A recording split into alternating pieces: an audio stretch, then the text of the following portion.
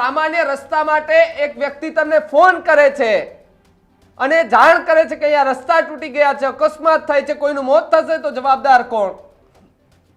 ધારાસભ્ય પાસે જવાબ નથી હોતો. સાહેબ, આવા અનેક ધારાસભ્ય છે, ક્યારેક ફોન ઉપાડી લે ભાગશાળી હોય ત્યારે, બાકી કોઈ ફોન નથી ઉપાડવા તૈયાર થતું.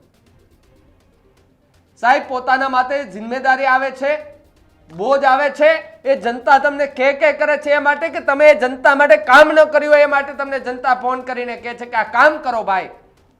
એ બધા કામ કરવા માટે તો તમને ત્યાં ચૂંટાઈને મોકલ્યા છે, તમને એસી વાળી કેબિનોમાં નથી બેસવા મોકલ્યા. હો ભાઈ, મતદાન એ માટે નથી થતું. મતદાન અને મતદારો એ માટે મતદાન કરવા માટે આવે છે કે જનપ્રતિનિધિ તરીકે અમારા કામ કરશે. પરંતુ અહીંયા તો એ ધારાસભ્ય એસી વાળી કેબિનોમાં બેસી જાય છે. જનતાનું જે થવું એ થાય, રોડ ખરાબ થવાય તો થાય, અકસ્માત થવા હોય એટલા થાય, મરવું એટલા મરે, પરંતુ અહીંયા નેતાઓને કોઈની કશું નથી પડી. જો કદાચ કલ્પેશભાઈ તમારામાં થોડી પણ ઉસ્માન હોત ને તો તમે એવો જવાબ પણ ન આપ્યો તે કાર્યકર્તાને. અને કાર્યકર્તા તો ઠીક, એ તમારી જ પાર્ટીનો કાર્યકર્તા છે ને. જ્યારે તમે ચૂંટણી લડતા હતા ત્યારે કદાચ તમે એ કાર્યકર્તાને જોયો છે તમારા પ્રચાર કરવામાં.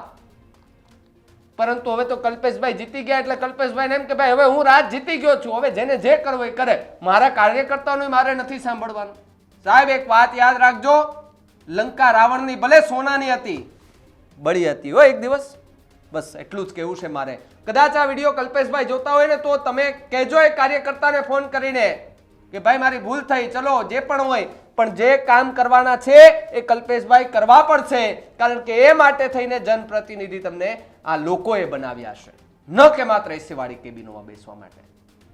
જ્યારે જનપ્રતિનિધિનું કામ હોય તો જનપ્રતિનિધિને આવવું પડે, વ્યવસ્થિત જવાબ દેવા પડે, જવાબહીન ન બનવું પડે. પરંતુ અહીંયા એ ધારાસભ્ય જવાબહીન બની ગયા છે, એમની પાસે નથી જવાબ એક પણ જાતનો.